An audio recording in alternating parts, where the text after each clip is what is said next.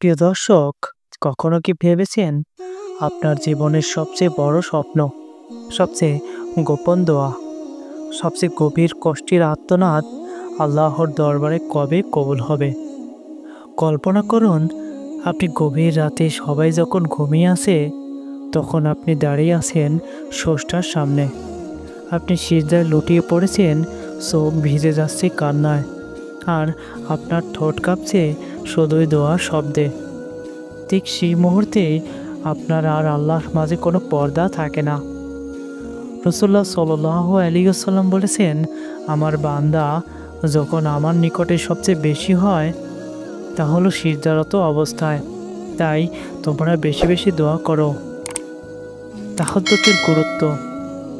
আল্লাহ তাআলা কুরআনুল কারিমে বলেছেন, তুমি রাত্রির কিছু অংশে তাহাজ্জুদ পড়ো।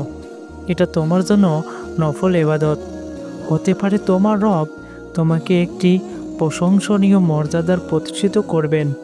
তাহাজ্জুদ হলো সেই ইবাদত যেখানে মানুষ আর আল্লাহর মাঝে যোগাযোগ সবচেয়ে সরাসরি হয়ে থাকে, কারণ রাতের শেষ প্রহরে আকাশের দরজা খুলে দেওয়া হয়।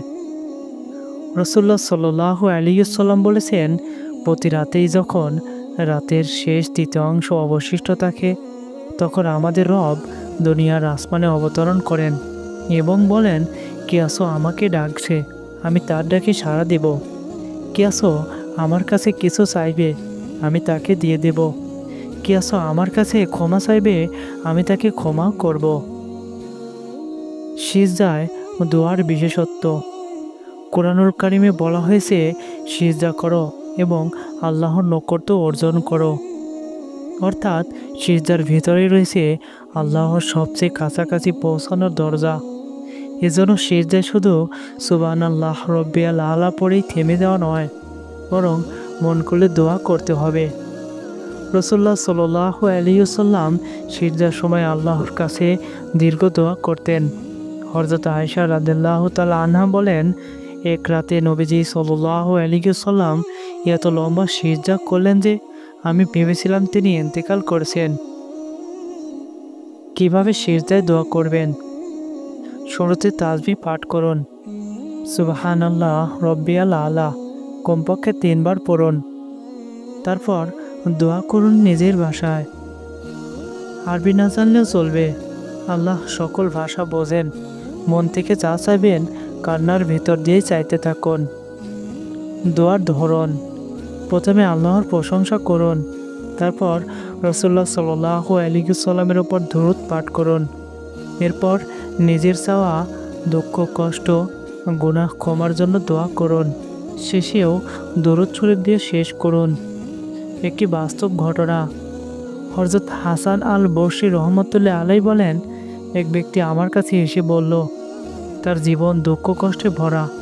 আমি তাকে বললাম, রাতে তাহাজ্জুদ পড়তে শুরু করো এবং সিজদায় আল্লাহর কাছে কেঁদে কেঁদে দোয়া করো। কয়েক মাস পর সে আবার আমার কাছে এলো। তার মুখে হাসি, হৃদয়ে প্রশান্তি।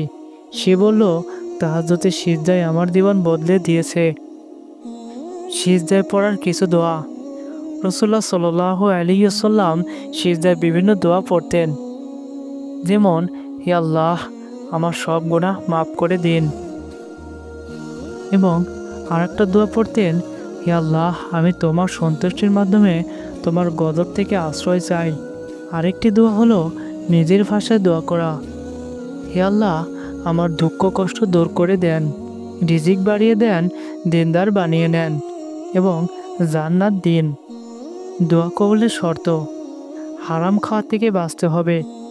নিয়ত হতে হবে একমাত্র আল্লাহর জন্য।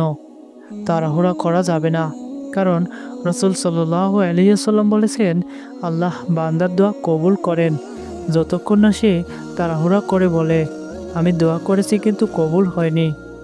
তাহাজ্জুদের সিজদায় দোয়া কেন কবুল হয়?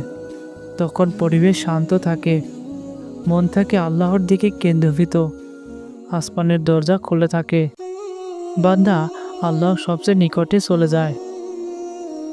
প্রিয় দর্শক, আজ রাতেই চেষ্টা করুন, রাতের শেষ প্রহরে উঠে ওযু করুন, 2 রাকাত তাহাজ্জুদ পড়ুন, তারপর সিজদায় গিয়ে মন থেকে দোয়া করুন।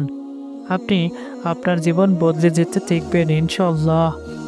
আল্লাহ আমাদের সবাইকে সেই সৌভাগ্য দান করুন, যাতে আমরা তাহাজ্জুদে সিজদায় কান্না করতে পারি এবং দোয়া কবুল হওয়ার দরজা খুলে যায়। ভিডিওটি ভালো লেগে থাকলে লাইক, শেয়ার এবং সাবস্ক্রাইব করুন। হয়তো আপনার এক শেয়ারের মাধ্যমেই অন্য কারো দোয়া কবুল হওয়ার পথ খুলে যাবে।